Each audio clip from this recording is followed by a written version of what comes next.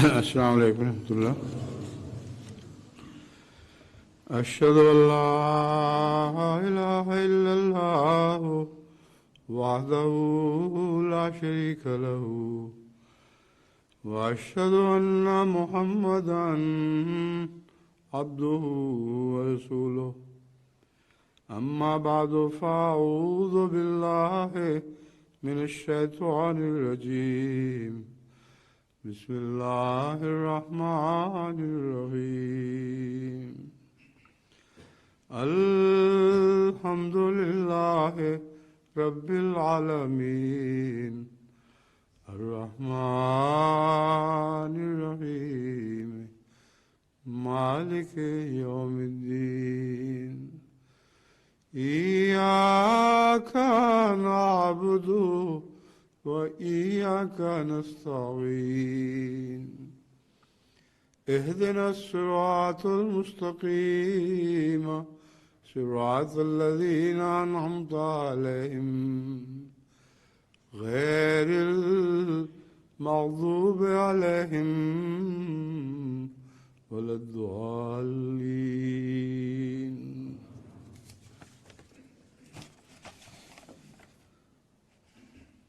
وقالت طائفة من أهل الكتاب آمنوا بالذي أنزل على الذين آمنوا وجه النهار واكفروا آخره لعلهم يرجعون. ولا تؤمنوا إلا لمن تبع دينكم قل إن الهدى هدى الله أن يؤتى أحد مثل ما أوتيتم ويحاجوكم عند ربكم قل إن الفضل بيد الله يؤتيه من يشاء والله واسع عليم. يختص برحمته من يشاء واللہ ذو الفضل العظیم. ومن اہل الکتاب من ان تأمنه بقنطار یؤدیہ الیک ومنهم من ان تأمنه بدینار لا یؤدیہ الیک الا ما دمت علیہ قائما. ذلك بأنهم قالوا ليس علينا في الأميين سبيل ويقولون على الله الكذب وهم يعلمون. بلى من أوفى بعهده واتقى فإن الله يحب المتقين.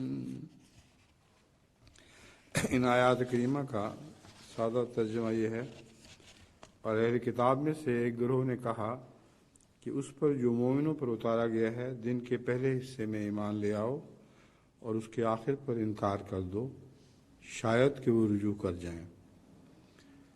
اور کسی کی بات پر ایمان نہ لاؤ سوائے اس کے کہ جو تمہارے دین کی پیروی کرے. تو کہہ دے کہ یقیناً ہدایت تو اللہ ہی کی ہدایت ہے. یہ ضروری نہیں کہ کسی کو وہی کچھ دیا جائے جیسا تمہیں دیا گیا، یا اگر نہ دیا جائے تو گویا ان کو حق ہو جائے گا کہ وہ تمہارے رب کے حضور تم سے جھگڑا کریں. تو کہہ دے یقیناً فضل اللہ کے ہاتھ میں ہے، وہ اسے جس کو چاہتا ہے دیتا ہے، اور اللہ بہت وسعت بخشنے والا اور دائمی علم رکھنے والا ہے. وہ اپنی رحمت کے لیے جس کو چاہے خاص کر لیتا ہے، اور اللہ بہت بڑے فضل والا ہے. اور اہل کتاب میں سے وہ بھی ہے کہ اگر تو ڈھیروں ڈھیر امانت بھی اس کے پاس رکھوا دے تو وہ ضرور تجھے واپس کر دے گا.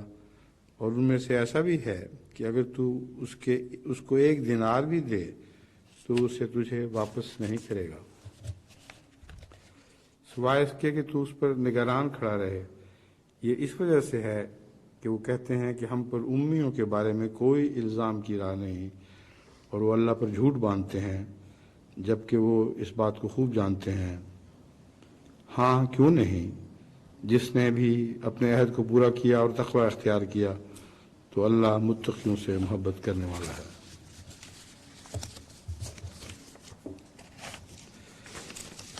میں نے ان آیات کریمہ کا اس خطبے کے لیے انتخاب کیا ہے۔ اس کی وجہ یہ ہے کہ میرے نزدیک ان آیات میں سے اکثر کا اطلاق آج کل پاکستان کے حالات پر ہو رہا ہے، اور جب میں اس کی تفصیل بیان کروں گا تو آپ کو بات سمجھ آتی چلی جائے گی۔ ایک آیت اس میں نے چھوڑ دی ہے، بیچ میں سے نہیں چھوڑ دوں گا اس تفصیل میں بیان جانے سے پہلے، کیونکہ وہ اپنی ذات میں بہت تفسیر کی محتاج ہے، اور اصل مضمون کو چھوڑ کر پھر اس آیت کی تفسیر میں بہت وقت لگ جاتا ہے، اس لیے وہ آیت میں چھوڑ دوں گا اور باقی سب کو ایک ایک کر کے میں آپ کے سامنے رکھتا ہوں۔ پہلے تو یہ ہے کہ وہ حضرت صلی اللہ علیہ وسلم کے زمانے میں دستور تھا کہ منافق لوگ نئے مسلمانوں کو بہکانے کی خاطر اپنے آدمی ان میں داخل کر دیا کرتے تھے، اور کہتے تھے کہ صبح ایمان لے آؤ اور شام کو کہہ دو کہ ہم تو ایمان نہیں رکھتے۔ یہ صرف اس زمانے کا دستور نہیں، بلکہ اب بھی احمدیت کی ترقی سے جل کر مولوی لوگ یہی دھوکہ دینے کی مسلسل کوشش کرتے ہیں، اور تبلیغ کرنے والے احمدی اپنی سادگی میں یہ اعتماد کر بیٹھتے ہیں کہ فلاں شخص جماعت اسلامی یا تبلیغی جماعت یا سپاہ صحابہ کا آدمی تھا اور ہم نے اسے احمدی کر لیا، حالانکہ ان بظاہر احمدی ہونے والوں کی نیت صرف یہ ہوتی ہے کہ انہیں دھوکہ دیں، اگرچہ وہ اس دھوکے میں عام احمدیوں کو مرتد کرنے میں تو کامیاب ہرگز نہیں ہوتے اللہ تعالیٰ کے فضل کے ساتھ، مگر وہ لوگ جو اپنی سادگی سے ان کو اپنی بیعتوں کے طور پر پیش کرتے ہیں ان کو بہت نقصان پہنچتا ہے، اور بہت ہی تکلیف دہ خبریں ان کے متعلق معلوم ہوتی رہتی ہیں۔ تو مومن کو سادہ تو ہونا چاہیے، مگر اہل بصیرت سادہ، ایسا جو نور اللہ سے دیکھتا ہے چیزوں کو، اور سمجھ جانا چاہیے اس کو کہ یہ شرارت ہے، دھوکہ ہے۔ جب وہ اس بات کو نظر انداز کر دیتے ہیں تو محض سادہ رہ جاتے ہیں اور اہل بصیرت نہیں رہتے۔ اس کے نتیجے میں بہت ہی تکلیف دہ خبریں آئے دن مجھے پہنچتی رہتی ہیں، اور میں سمجھتا ہوں کہ اس آیت کے حوالے سے اب میں دوبارہ سمجھاؤں کہ تبلیغ بہت اچھی چیز ہے، مگر وہ لوگ جو دھوکہ دینے کے لیے آتے ہیں اور یہ دعوے کرتے ہیں کہ ہم پہلے جماعت اسلامی کے تھے، سپاہ صحابہ کے تھے، فلاں جگہ کے تھے، ان پر آپ ان کے دھوکے میں نہ آیا کریں، وہ محض آپ کو دھوکہ دینے کی کوشش کرتے ہیں۔ اور قرآن کریم سے پتہ چلتا ہے کہ مومنوں کو فی الحقیقت دھوکہ نہیں دے سکتے۔ یخادعون اللہ والذین آمنوا وما یخدعون الا انفسهم، وہ اپنی دانست میں دھوکہ دیتے ہیں، مگر اللہ اور اللہ والوں کو حقیقت میں دھوکہ نہیں دے سکتے۔ اس لیے آپ وہ اللہ والے بنیں جو ان کے دھوکے میں نہ آئیں۔ اسی لیے جب بھی ان کی طرف سے مجھے یہاں ان کی بیعتیں موصول ہوتی ہیں تو میں ہر بیعت کے متعلق یہ لکھ دیا کرتا ہوں اصلاح و ارشاد کو کہ مجھے تو اس میں دھوکہ نظر آ رہا ہے۔ کیوں ان لوگوں کو نظر نہیں آیا جنہوں نے بڑے فخر سے ان کی بیعت پیش کی تھی؟ اور بلا استثناء وہ ضرور دھوکہ نکلتا ہے، اور پھر ان احمدیوں پر بیچاروں پر مقدمے چلتے ہیں، طرح طرح کی اذیتیں ان کو دی جاتی ہیں، اور اس بات پر وہ بڑا فخر کرتے ہیں کہ ہم نے ان سادہ لوگوں کو پکڑ لیا اور دھوکے میں کامیاب ہو گئے۔ تو ہرگز یہ الزام اپنے اوپر نہ لیں کہ آپ بھی ان سادہ لوگوں میں ہیں جو اللہ کی جماعت میں اور اللہ کے ساتھ نہیں ہیں، کیونکہ پھر تو آپ عملاً خدا سے پیچھے ہٹ جائیں گے۔ اللہ والوں کو تو دھوکہ نہیں دیا جا سکتا، صاف پتہ چل جاتا ہے کہ یہ دھوکے کی باتیں ہیں۔ بس میں امید رکھتا ہوں کہ اس بات کا خیال رکھیں گے۔ حضرت صلی اللہ علیہ وسلم کے زمانے میں یہی کچھ ہوتا تھا۔ علامہ سودری کے حوالے سے تفسیر ابن جریر میں مذکور ہے کہ اہل کتاب کے ایک گروہ نے کہا تھا کہ تم اس تعلیم پر جس پر ایمان لانے والے ایمان لائے ہیں دن کے پہلے حصے میں ایمان لے آؤ اور دن کے آخری حصے میں اس کا انکار کر دو، تاکہ اہل ایمان بھی ایمان سے پھر جائیں۔ تفسیر کے مطابق یہ ارینا بستی کے 12 احبار تھے جنہوں نے یہ منصوبہ پیش کیا تھا۔ چاہے 12 ہوں یا اس سے زیادہ ہوں یا کم ہوں، یہ بحث بے تعلق ہے۔ صرف یہ بات ہے جو قابل غور ہے کہ اس دھوکے میں وہ سچے مومنوں کو دھوکہ دینے میں تو کامیاب نہیں ہوتے، اور اس کے نتیجے میں کوئی ارتداد نہیں ہوتا اللہ تعالیٰ کے فضل سے۔ احمدی بڑے ثابت قدم ہیں، اور ایسے لوگ ان کو غیر احمدی بنانے میں تو کامیاب نہیں ہو سکتے، اور جیسا کہ میں نے عرض کیا ہے، جو فخر سے ان کی بیعتیں پیش کرتے ہیں ان کو ضرور دھوکہ لگتا ہے۔ اس لیے وہ اپنے ایمان کی حفاظت کریں اور اپنی سادگی کی وجہ سے ساری جماعت کے لیے تکلیف کا موجب نہ بنیں۔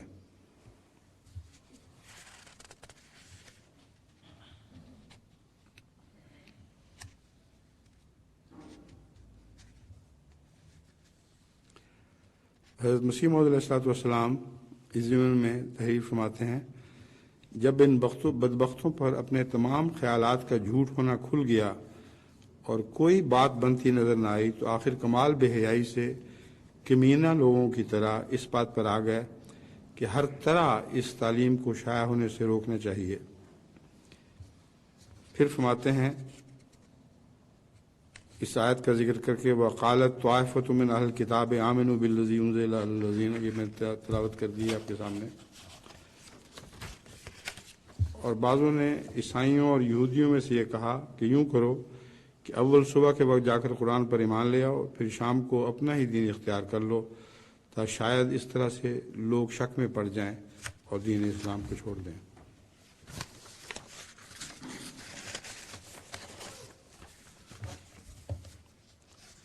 دوسری آیت جو میں نے آپ کے سامنے آیات تلاوت کی ہیں،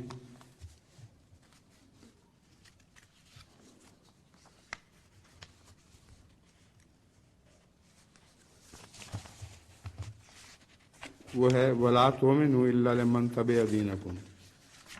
یہ وہ آیت ہے جس کو میں نے عرض کیا تھا کہ اس وقت اس خطبے میں میں چھوڑ رہا ہوں، کیونکہ یہ بہت لمبی تفسیر کی محتاج ہے، اور ان مشکل آیات میں سے ہے جس میں پرانے مفسرین بھی تفصیل بیان کرتے ہوئے بڑی مشکل میں پڑ جاتے ہیں۔ تو اللہ تعالیٰ کے فضل سے غور کے بعد خدا تعالیٰ نے مجھے اس کا مضمون پوری طرح کھول دیا ہے، سمجھا دیا ہے، مگر اس تفسیری بحث میں پڑھنے کا یہ خطبہ اجازت نہیں دیتا۔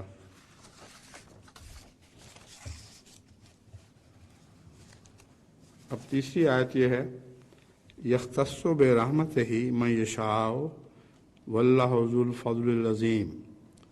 وہ اپنی رحمت کے لیے جس کو چاہے خالص کر لیتا ہے، اور اللہ بہت بڑے فضل والا ہے۔ جب آپ یہ سنتے ہیں یختص برحمتہ من یشاء واللہ ذو الفضل العظیم، تو فوری طور پر سورہ جمعہ کی اس آیت کی طرف توجہ مبذول ہو جاتی ہے، ذالک فضل اللہ یؤتیہ من یشاء واللہ ذو الفضل العظیم، کہ یہ اللہ کا فضل ہے، وہ جس کو چاہے دیتا ہے۔ تو یہ آیت بھی دراصل پاکستان کے حالات پر اس طرح عائد ہو رہی ہے کہ حضرت مسیح موعود علیہ السلام پر اللہ نے فضل فرمایا، ان کو چن لیا اپنے لیے، اور ان کو اس پر آگ لگ گئی، اور یہ نہیں سوچتے کہ سورہ جمعہ میں یہی پیش گوئی تھی کہ خدا اپنے فضل کے لیے جس کو چاہے گا چنے گا، اور تم اس کو روک نہیں سکتے، جو چاہو کر لو، کبھی بھی اپنے منصوبوں میں کامیاب نہیں ہو سکو گے۔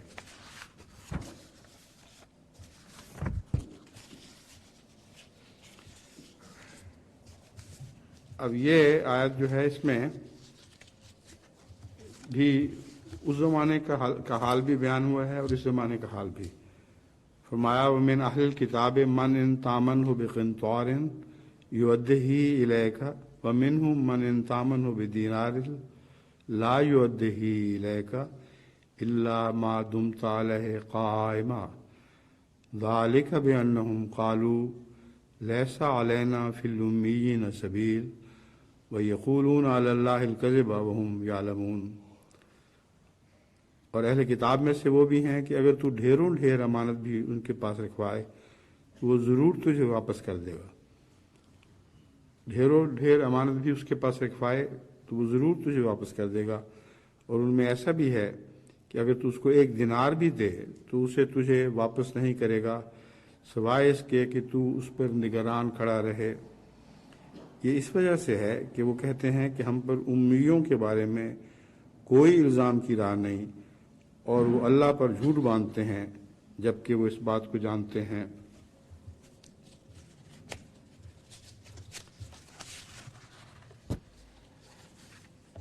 उस ज़माने में जो यहूद किया करते थे मुसलमानों से, ये उसका नक्शा खींचा गया है।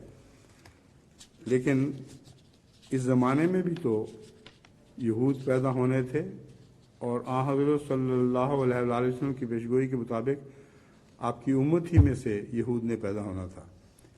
ये बात आजकल के उलमा नज़रअंदाज कर देते हैं कि हज़रत सल्लल्लाहु अलैहि वसल्लम की ये पेशगोई लफ्ज़न पूरी हो चुकी है और बाहर जाने की उनको ज़रूरत नहीं। पाकिस्तान के हालात ही को देख लें, वहाँ ये सब कुछ हो रहा है।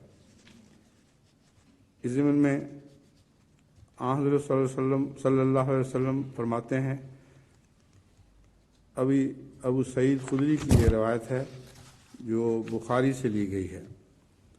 वो अर्ज़ करते हैं कि हज़रत सल्लल्लाहु अलैहि वसल्लम ने फरमाया, तुम लोग अपने से पहली अक़वाम की तौर तरीक़ों की इस तरह पैरवी करोगे जैसे एक बालिश्त दूसरी बालिश्त की तरह और एक हाथ दूसरे हाथ की तरह होता है, यहाँ तक कि अगर बिलफ़र्ज़ वो किसी गोह के सुराख में दाखिल हुए तो तुम भी उनकी पैरवी करोगे।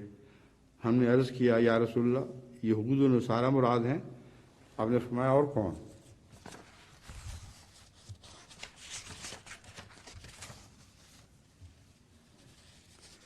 फिर हुज़ूर सल्लल्लाहु अलैहि वसल्लम फरमाते हैं, और ये हदीस तिरमिज़ी में है, हज़रत अब्दुल्ला बिन अमर रज़ियल्लाहु ताला अन्हु बयान करते हैं कि हज़रत सल्लल्लाहु अलैहि वसल्लम ने फरमाया कि मेरी उम्मत पर भी वो हालात आएंगे जो बनी इसराइल पर आए थे, जिनमें ऐसी मुताबिकत होगी जैसे एक पाँव के जूते की माफ़ करना, कुछ पहले नज़ला हुआ था मगर अल्लाह के फज़ल से बहुत बेहतर हो गया।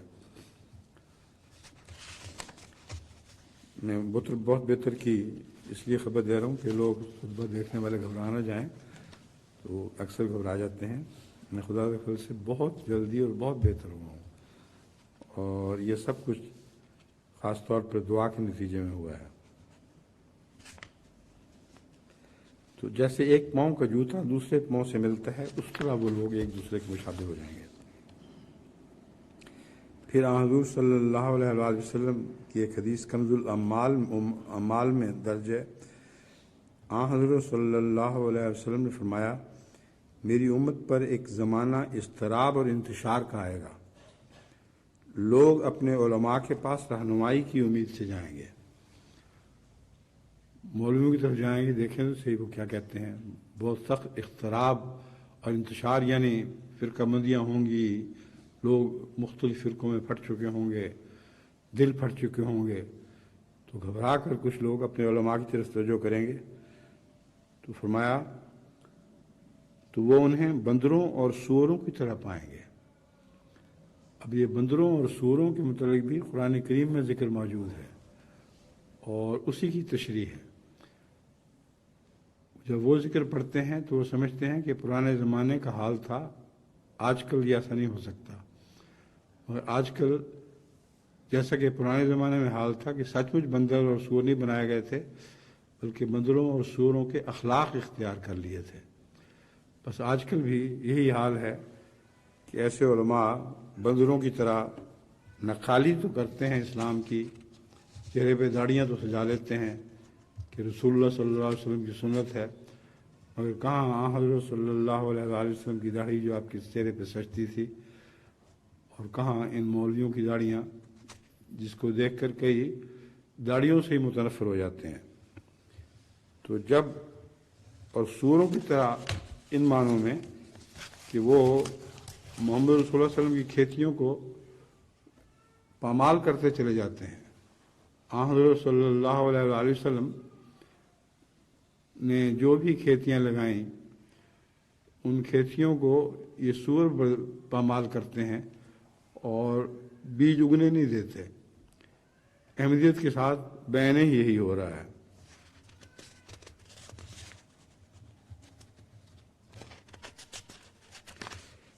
پھر انہی لوگوں کے ذکر میں حضرت صلی اللہ علیہ وسلم کی ایک حدیث حضرت علی رضی اللہ تعالیٰ عنہ سے مروی ہے کہ عنقریب ایسا زمانہ آئے گا کہ نام کے سوا اسلام کا کچھ باقی نہیں رہے گا، الفاظ کے سوا قرآن کا کچھ باقی نہیں رہے گا۔ یعنی اسلام بظاہر تو بہت ہوگا، ہر وقت اسلام کی باتیں ہو رہی ہوں گی، لیکن محض نام کے طور پر، اور قرآن بہت پڑھا جائے گا مگر سرسری طور پر سجاوٹ کے لیے ہوگا۔ قرآن کریم، قرآن کی روح سے لوگ ناواقف ہوں گے۔ اس زمانے کے لوگوں کی مسجدیں بظاہر آباد نظر آئیں گی لیکن ہدایت سے خالی ہوں گی۔ اب مسجدیں دیکھ لیں کتنی آباد ہو جاتی ہیں ڈنڈے کے زور سے، مگر سب ہدایت سے خالی ہیں۔ کیوں؟ اس لیے کہ ان کے علماء آسمان کے نیچے بسنے والی مخلوق میں سے بدترین مخلوق ہوں گے۔ اب یہ فقرے جو ہیں یہ میرے تو نہیں، یہ حضرت صلی اللہ علیہ وسلم کے الفاظ ہیں۔ بین ہی انہی الفاظ میں آئندہ زمانے کے مولویوں کے متعلق پیشگوئی فرمائی گئی ہے۔ ان میں سے ہی فتنے اٹھیں گے اور انہی کی طرف لوٹ جائیں گے۔ اب اس حدیث پر جتنا بھی چی بجبی ہوں وہ اس کا حقیقی جواب دے ہی نہیں سکتے۔ اگر وہ یہ کہیں کہ ہم وہ مولوی نہیں ہیں بلکہ ابھی زمانہ آنے والا ہے کہ ہم سے بدتر مولوی بھی تم دیکھو گے، تو اس سے زیادہ بدبختی پھر اسلام کی نہیں ہو سکتی۔ ان سے بھی بدبخت آگے آنے والے ہیں، یہ تو ہو ہی نہیں سکتا۔ اس لیے رحم کریں اسلام کے مستقبل پر اور اپنے پر ہی بات ختم کر دیں، یہی بہتر ہے اسلام کے حق میں۔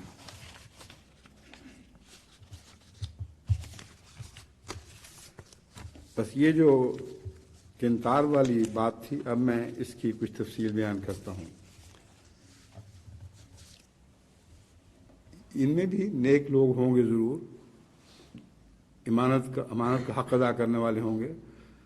بعض فسادات کے دوران بھی مجھے اطلاعیں ملی کہ بعض لوگ اتنے شریف النفس اور امانت کا حق ادا کرنے والے تھے کہ انہوں نے اپنی جان پر کھیل کے بھی احمدیوں کے زیور اور ان کے اموال کی حفاظت کی اور اپنے گھروں میں چھپا لیا اور پھر وقت آنے پر ان کو واپس کر دیا۔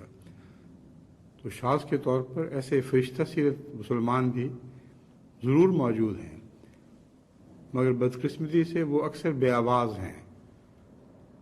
ان کو جرأت نہیں ہوتی کہ کھل کر احمدیت کے حق میں کوئی تائیدی بات کر سکیں، لیکن بددیانت بہت ہیں، اور ان مولویوں کی بددیانتی کے حالات میں وہ لوگ بھی جانتے ہیں، اور اپنا دین تو ان کے سپرد کیا ہوا ہے اور پیسے سپرد نہیں کر سکتے۔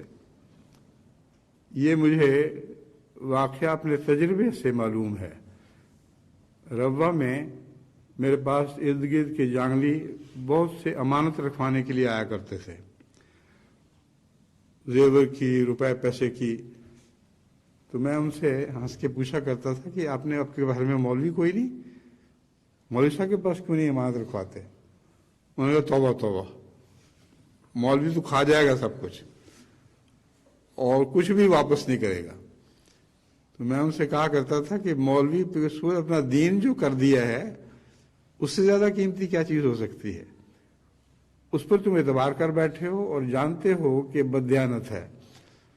بس اس پہلو سے بہت مولوی بددیانت ہیں، اور پیسہ کھا جانا تو ان کا عام دستور ہے، اور دوسروں کو تعلیم دیتے ہیں کہ احمدی امی ہیں، یعنی جاہل لوگ ہیں، ان کا پیسہ کھا جاؤ، تمہیں اس کا کوئی بھی، اس خدا تعالیٰ کی طرف سے تم پر اس کا کوئی بھی عذاب نازل نہیں ہوگا، کیونکہ ان جو ہلاک کا پیسہ کھانا جائز ہے، اور ہمارے اوپر ان کے خلاف کوئی دلیل قائم نہیں کی جا سکتی، بس شوق سے کھاؤ۔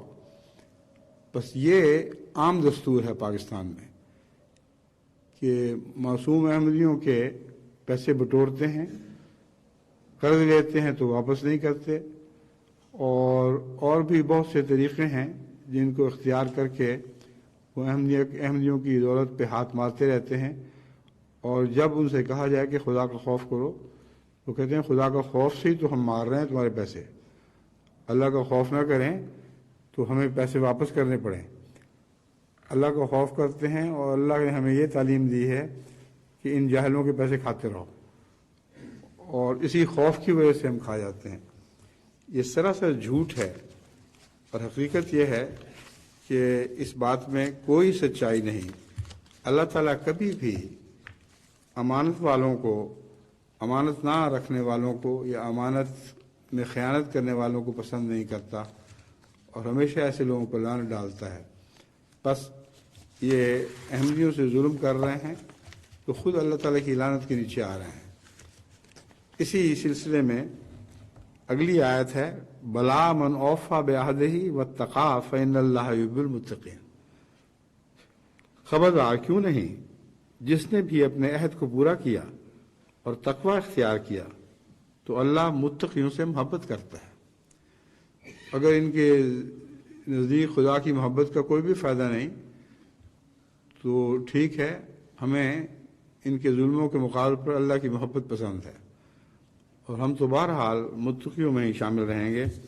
اس سلسلے میں اس آیت کی تفسیر میں حضرت مسیح موعود علیہ السلام نے حضرت ابراہیم علیہ السلام کا بھی ذکر فرمایا ہے، اور اب چونکہ قربانی کی عید آنے والی ہے اور حضرت ابراہیم علیہ السلام کا یہ ذکر چل پڑے تو بہت لطف بات ہے کہ عین بین اس خطبے میں ذکر ہو رہا ہے جس کے ساتھ آگے قربانیوں کی عید آنے والی ہے۔ حضرت مسیح علیہ السلام فرماتے ہیں،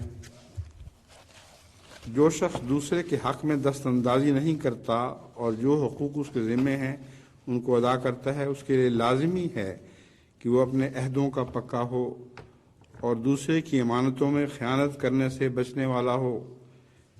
اس لیے بطور نتیجہ کے فرمایا کہ جب ان لوگوں کے میں یہ وصف پائے جاتے ہیں تو پھر لازمی بات ہے کہ وہ اپنے عہدوں کے بھی پکے ہوں گے۔ یعنی اس سے پہلے اس آیت میں جو اوصاف حمیدہ ان کے بیان فرمائے گئے ہیں، فرمایا کہ اس کے ساتھ عہد، اگر وہ دنیا کے عہد پکے کرنے والے ہوں تو اللہ کے عہدوں کا بھی پاس کریں گے، اگر دنیا کے عہدوں کا پاس نہیں کریں گے تو اللہ کے عہدوں کا بھی کوئی پاس نہیں کریں گے۔ اس ضمن میں حضرت مسیح مزید فرماتے ہیں، ساری قیمت اور شرف وفا سے ہوتا ہے، اور ابراہیم علیہ السلام کو جو شرف اور درجہ ملا وہ کس بنا پر ملا؟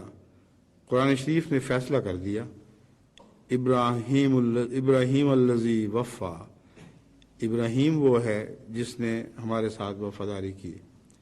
آگ میں ڈالے گئے مگر انہوں نے اس کو منظور نہ کیا، وہ ان کافروں کو کہہ دیتے کہ تمہارے ٹھاکروں کی پوجا کرتا ہوں۔ خدا تعالیٰ نے کہا کہ اپنی بیوی کو بے آب و دانہ جنگل میں چھوڑا، انہوں نے فی الفور اس کو قبول کر لیا، اور ہر ایک ابتلا کو انہوں نے اس طرح پر قبول کر لیا کہ گویا عاشق اللہ تھے اور درمیان میں کوئی نفسانی غرض نہ تھی۔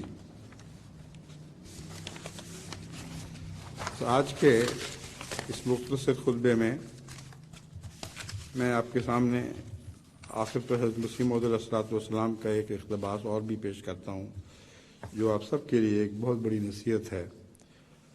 فرماتے ہیں، اے پاکیزگی کے ڈھونڈنے والو، اگر تم چاہتے ہو کہ پاک دل بن کر زمین پر چلو اور فرشتے تم سے مصافحہ کریں تو تم یقین کی راہوں کو ڈھونڈو۔ اب فرشتوں کا مصافحہ ایک محاورے کے طور پر استعمال ہوا ہے، یہ مراد تو نہیں کہ فرشتے راستے چلتے مصافحہ کیا کرتے ہیں، مگر قادیان میں تو ہم نے ایسے فرشتے دیکھے تھے، حضرت مولوی شیر علی صاحب جو رستہ چلتے مسافہ کیا کرتے تھے، اور ان کا مسافہ کرنا فرشتوں کے مسافے کی قائم مقام تھا۔ عجیب بے نظیر ہستی تھے، اور کوئی بھی بدی، کوئی کجی اب کی ذات میں نہیں رہی تھی، سادہ صاف بات کرنے والے، اور سادہ طبیعت میں بعض دفعہ حضرت مسیح موعود علیہ السلام کی نصیحت کے ظاہری لفظوں کو سمجھتے ہوئے اس بات کو نہیں سمجھتے تھے جو آپ کہنا چاہتے ہیں۔ اس کی ایک مثال میں آپ کے سامنے رکھتا ہوں، یعنی بے حد ذہین اور پہچاننے والے لوگوں کو، مگر اس معاملے میں سادگی کی ایک یہ مثال یہ ہے کہ حضرت مسیح موعود علیہ السلام نے آپ کو فرمایا کہ اس مضمون پر، اس بات کے متعلق یا اس عنوان پر ایک مضمون لکھ کے لاؤ اور یہاں مجلس میں میرے سامنے پڑھو۔ چنانچہ حضرت مولوی صاحب نے ایک مضمون لکھا اور مجلس میں پڑھا، تو حضرت مسیح موعود علیہ السلام نے فرمایا کہ دیکھیں آپ حضرت مولوی صاحب، اچھا مضمون ہے مگر اس میں زور نہیں ہے، تو کوئی زوردار بات کریں۔ تو فرمایا، بہت مولوی صاحب نے عرض کیا میں اگلی دفعہ یہی کروں گا، اور وہ مضمون دوبارہ لے کے پڑھا اور بالکل وہی تھا، صرف یہ لکھا ہوا تھا کہ میں بڑے زور سے کہتا ہوں۔ تو فرشتوں میں ایسی معصومیت بھی ہوتی ہے، اس کو سادگی کہا جاتا ہے۔ تو انسانی فرشتوں میں ایسی معصومیت بھی ہوتی ہے، بس ہم نے تو ایسے معصوم فرشتوں سے ہاتھ ملائے ہوئے ہیں، اور بہت ہی لطف آتا تھا جب حضرت مولوی صاحب اپنا ہاتھ بڑھایا کرتے تھے، اور دل میں ایک کھلبلی سی مچ جایا کرتی تھی، کیسے کیسے نیک لوگوں سے ہمیں مسافے کرنے کا موقع مل رہا ہے۔ بس اس کے بعد اب میں آپ کے سامنے حضرت مسیح موعود علیہ السلام کا یہ اقتباس نصیحت کے طور پر رکھتا ہوں۔ فرماتے ہیں، اے پاکیزگی کے ڈھونڈنے والو، اگر تم چاہتے ہو کہ پاک دل بن کر زمین پر چلو اور فرشتے تم سے مسافہ کریں، اگر تم چاہتے ہو کہ پاک دل بن کر زمین پر چلو اور فرشتے تم سے مسافہ کریں، تو تم یقین کی راہوں کو ڈھونڈو، اور اگر تمہیں اس منزل تک کبھی رسائی نہیں تو اس شخص کا دامن پکڑو جس نے یقین کی آنکھ سے اپنے خدا کو دیکھ لیا ہے۔ اور یہ کہ کیوں کر یقین کی آنکھ سے خدا کو دیکھا جائے، اس کا جواب کوئی مجھ سے سنے، اس کا جواب کوئی مجھ سے سنے یا نہ سنے، مگر میں یہی کہوں گا کہ اس یقین کے حاصل کرنے کا ذریعہ خدا کا زندہ کلام ہے، جو زندہ نشان اپنے اندر اور ساتھ رکھتا ہے۔ اب قرآن کریم کو اس نظر سے آپ مطالعہ کر کے دیکھیں، زندہ کلام ان معنوں میں ہے کہ آج تک وہ ہماری رہنمائی فرما رہا ہے، اور اس زمانے کی خبریں اس تفصیل سے بیان کرتا ہے، اور ایسی سی خبریں بیان کرتا ہے جن کے متعلق سوچا بھی نہیں جا سکتا کہ 1400 سال پہلے یہ خبریں رسول اللہ صلی اللہ علیہ وسلم نے خود بیان کی ہوں، جو ایک امی محض تھے، اور انتہائی تفصیل سے ایسی خبریں بھی بیان کرتا ہے وہ رسول جو سائنس کے گہرے رازوں پر مشتمل ہے۔ اور اب جو دنیا کے رازوں سے پردے اٹھائے جا رہے ہیں، تو ان میں کوئی بھی ایسا نہیں جس کا پہلے سے قرآن کریم میں ذکر نہ کر دیا ہو، اور ابھی بہت سے ایسے ہیں جو آئندہ اٹھنے والے پردے ہیں، کیونکہ خدا تعالیٰ کا یہ دستور ہے کہ مسلسل غیب کو حاضر میں تبدیل کرتا چلا جا رہا ہے۔ جو غیب کی دنیا ہے وہ بہت زیادہ ہے اس سے جو حاضر کی دنیا ہے۔ اب تک جو کچھ غیب سے حاضر میں تبدیل ہو چکا ہے اس سے بہت زیادہ ہے، اور قرآن کریم سے پتہ چلتا ہے کہ حضرت اللہ تعالیٰ کے کلمات اتنے ہیں کہ ان کا شمار ہو ہی نہیں سکتا۔ اگر سمندر سیاہی بن جائیں اور بھی سمندر آ جائیں جو سیاہی بن جائیں، تو اس سے لکھے جائیں خدا تعالیٰ کے کلمات، تو پھر بھی وہ کلمات کم ہو جائیں گے، یعنی وہ سیاہی کم ہو جائے گی اور کلمات ابھی باقی بچیں گے۔ آپ ایک دوات سے آپ دیکھیں کتنا لکھ لیتے ہیں، اور اگر سمندر کی سیاہی ہو اس میں قلم ڈبو ڈبو کے لکھا جائے تو آدمی تصور بھی نہیں کر سکتا کہ کتنا بڑا مضمون تیار ہوگا. کروڑوں سال کا مضمون اس میں تیار ہو سکتا ہے. اور خدا تعالیٰ کے قلم نے ایک بات جو ہماری فطرتوں میں لکھ دی ہے اس کو بھی کھولنے کے لیے سائنسدانوں کو کتنی نسلیں درکار ہیں. جینز کے متعلق جو خدا تعالیٰ نے نقش کیے ہوئے ہیں انسانی فطرت میں، وہ ایسے ہیں کہ آپ جتنا مرضی سوچ لیں کچھ سمجھ نہیں آتی یہ کیسے ہو سکتا ہے. جینز کے اندر یہ بھی بات لکھی ہوئی ہے کہ بچہ پیدا ہو اور ان ذرائع سے پیدا ہو، پھر اس وقت دانت نہ نکلیں تاکہ ماں کو تکلیف نہ ہو. جب اس کو اچھی طرح عادت پڑ جائے اور وہ ماں کا دودھ چوسے اور اس کو تکلیف نہ پہنچائے تو پھر آہستہ آہستہ اس کے دانت نکلنے شروع ہوں اور پھر وہ عادت جو ہے وہ قائم رہتی ہے، پھر وہ ماں کو دکھ نہیں دیتا. یہ اتنی دیر تک واقع ہو، پھر وہ بچپن کے دانت سارے جھڑ جائیں، پھر بڑی عمر کے دانت نکلیں. اب سوال یہ ہے کہ جینز میں کیا کیا احکام ہیں جن کے تابع یہ سارے مضمون ظاہر ہو رہے ہیں. ایک مثال کے طور پر میں آپ کے سامنے رکھتا ہوں کہ اگر ہمارے دانت اگتے ہیں تو جینز کے اندر جو اگنے کا حکم ہے اس کے تابع اگتے ہیں، مگر رکتے کیوں ہیں؟ اگتے کیوں نہیں چلے جاتے؟ جب جینز نے ایک دفعہ کہہ دیا کہ دانت اگاؤ اور دانتوں کو کہا کہ تم بڑے ہوتے چلے جاؤ، تو اگر یہ رکنا نہ جانے تو دماغ کو پار کر جائیں نیچے کے دانت اور اوپر کے دانت ویسے سامنے نیچے لٹک جائیں اور ایک بھیانک چیز بن جائے انسان اور اپنے ہی دانتوں کا شکار ہو جائے. لیکن جینز کو یہ حکم ہے کہ کس وقت جا کر ان دانتوں میں جتنا اضافہ ہو رہا ہے اتنی ہی کمی بھی ساتھ شروع ہو جائے اور پھر دانتوں کو آگے بڑھنے کا حکم نہیں ہے، وہ روک دیے جاتے ہیں. یہ مضمون جو ہے وہ انسانی جسم کے ہر حصے پر حاوی ہے اور اتنی تفصیل ہے کہ گھنٹوں درکار ہیں پھر بھی یہ تفصیل پوری نہیں ہو سکے گی. سائنسدانوں نے لکھا ہے کہ جینز کے اندر جو مضامین مخفی ہیں اس سے جو ہم نے پردہ اٹھایا ہے، ابھی بے انتہا مضامین ہیں جن سے یہ غیب کا پردہ اٹھنے والا ہے. جو اب تک ہو چکا ہے اس کے متعلق بھی اگر ہم بیان کرنا چاہیں یا آپ سمجھنا چاہیں تو دنیا کی بڑی بڑی لائبریریاں بن سکتی ہیں ان کتابوں سے جو اس مضمون کو تفصیل سے بیان کریں. تو اللہ کی شان تو عجیب ہے، اس کا تو کوئی حساب نہیں ہے. بس حضرت مسیح موعود علیہ الصلوۃ والسلام جو یہ فرماتے ہیں خدا کا زندہ کلام ہے جو زندہ نشان اپنے ساتھ رکھتا ہے، اور انہی زندہ نشانوں میں سے حضرت مسیح موعود علیہ الصلوۃ والسلام بھی تو ایک نشان ہے جو آج زندہ نشان کے طور پر دنیا کے سامنے پیش ہو رہے ہیں. اور کوئی یہ نہیں کہہ سکتا کہ اسلامی معجزات کے قصے پرانے ہو گئے، کہانیاں تھیں، ان کہانیوں کو حقیقت کی دنیا میں اب پھر دہرایا جا رہا ہے. اور حضرت مسیح موعود علیہ السلام ہی نہیں بلکہ نیک احمدی جو حضرت مسیح علیہ السلام کی پیروی کرنے والے ہیں ان کی زندگیوں میں بھی بکثرت نشان عطا ہوتے رہتے ہیں. میں نے ایک دفعہ چھان بین کی تو مجھے میرے علم کے مطابق ایک بھی خاندان ایسا نہیں ملا جس کو خدا تعالیٰ نے کوئی نشان نہ دکھایا ہو.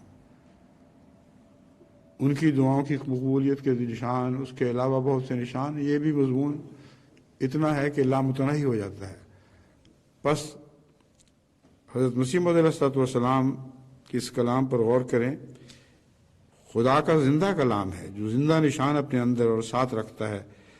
جب وہ آسمان پر سے اترتا ہے تو نئے سرے مردوں کو قبروں میں سے نکالتا ہے. اب آسمان سے اترنے کا بھی کوئی ایسا مفہوم نہیں کہ اللہ تعالیٰ حرکت کرتا ہے اوپر سے نیچے کی طرف، بلکہ خدا تعالیٰ تو کائنات میں ہر جگہ موجود ہے. جب وہ آسمان سے اترتا ہے کہ مطلب یہ ہے کہ جس شخص کا دل خدا کے نزدیک عرش بری بننے کا مستحق ہو جائے، اس پر خدا جلوہ گر ہو جاتا ہے، اور سب سے بڑا یہی نشان ہے۔ بس میں امید رکھتا ہوں کہ جماعت حضرت مسیح موعود علیہ الصلوۃ والسلام کی ان زندہ نصیحتوں پر ہمیشہ عمل کرے گی، اور دیکھیں گے وہ کہ ان کی تبلیغ، ان کی کوششوں، ان کی دعاؤں سے صدیوں کے مردے قبروں سے نکل کر زندہ ہو رہے ہوں گے۔ اللہ کرے کہ یہی ہو، اور میں دیکھ رہا ہوں کہ یہ ہونے والا ہے۔ انشاءاللہ آپ اگلے سال کے جلسے میں جو آنے والا ہے اس میں اس قسم کی خوشخبریاں سنیں گے کہ کتنے ہی مردوں کو اللہ تعالیٰ کے فضل سے احمدیت نے پھر زندہ کر دیا۔